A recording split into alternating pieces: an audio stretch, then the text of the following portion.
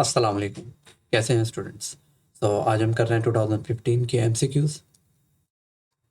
First MCQs है हमारे पास, the variance of 7777 is dash. क्या होगा वेरिएंस? वेरिएंस ज़ीरो होगा इसका, ठीक है, क्योंकि वैल्यूज़ में कुछ भी चेंज नहीं आ रहा है। वेरिएंस होगा इसका zero. The lower limit of the probability is, तो आपको मालूम है प्रोबेबिलिटी जो है वो क्या होती है आपके पास, हमेशा बिटवीन होती है 0 और 1 के। तो गाइस लो लिमिट क्या हो जाएगी इसकी? 0 हो जाएगी, ठीक है। The data obtain from the newspaper is, तो जो डेटा आप न्यूज़पेपर से ऑब्टेन करते हैं वो एक तरह से आप बोरो कर रहे हैं, आपने खुद कलेक्ट नहीं किया है, तो इसका मतलब होगा कि वो सेकेंडरी डेटा है। और यहाँ ऑप्शन है डी, ठीक, बिल्कुल सही। The median can be located graphically by using, तो मीडियन आप किस तरह से मालूम कर सकते हैं? मीडियन आप मालूम करते हैं ऑगिव के जरिए। ऑगिव का कम्युलेटिव फ्रिक्वेंसी का आप ग्राफ बनाते हैं। दो तरीक़ों से कर सकते हैं। कम्युलेटिव फ्रिक्वेंसी का ग्राफ बनाते हैं लेस देन के लिए भी और मोर देन के लिए, और जहाँ वो एक दूसरे को इंटरसेक्ट करते हैं वो आपका मीडियन होता है। और दूसरे तरीके से भी आप फाइंड आउट कर सकते हैं। और हिस्टोग्राम, हिस्टोग्राम से आप क्या फाइंड आउट करते हैं? हिस्टोग्राम से बेसिकली आप फाइंड आउट करते हैं मॉड, ठीक है guys.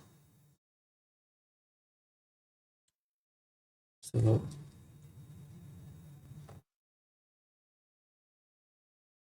The sum of all relative frequencies, क्या होगा? रिलेटिव फ्रिक्वेंसी का सम हमेशा वो 1 के बराबर होगा। परसेंटेज रिलेटिव फ्रिक्वेंसी का सम क्या होता है? वो हमेशा 100% होता है, ठीक है।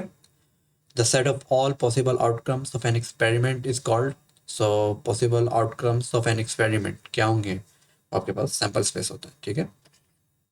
बी इसका करेक्ट आंसर है। So on tossing a dice the probability of getting 6 is, 6 आने की प्रोबेबिलिटी कितनी है?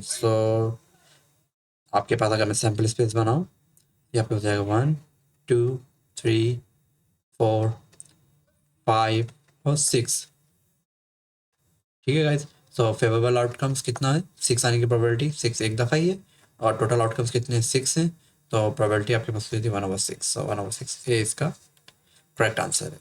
The number of wickets taken by a bowler in a match क्या होगा? बॉलर्स किस तरह से विकेट ले सकता है?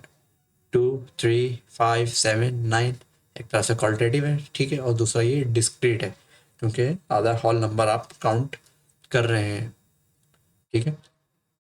ओके, सो नंबर 9 में आपके पास if summation x minus 15 is equals to 0 for the data, then the arithmetic mean will be, क्या होगा अर्थमेटिक मीन? और हम इस एक्सप्रेशन को बहुत अच्छे से पहचानते हैं, काफ़ी दफ़ा आप लोग देख चुके हैं।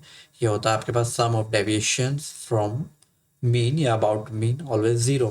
तो ये बेसिकली आपके पास वैल्यू क्या होती है? ये आपके पास मीन होता है। सो हमारे पास मीन यहाँ पर हो जाएगा 15। सो सम ऑफ डेविएशन का फार्मूला क्या होगा? आपके पास होगा x माइनस मीन, ये हमेशा क्या होता है आपके पास? 0 होता है। Sum of deviation about the mean is equals to 0।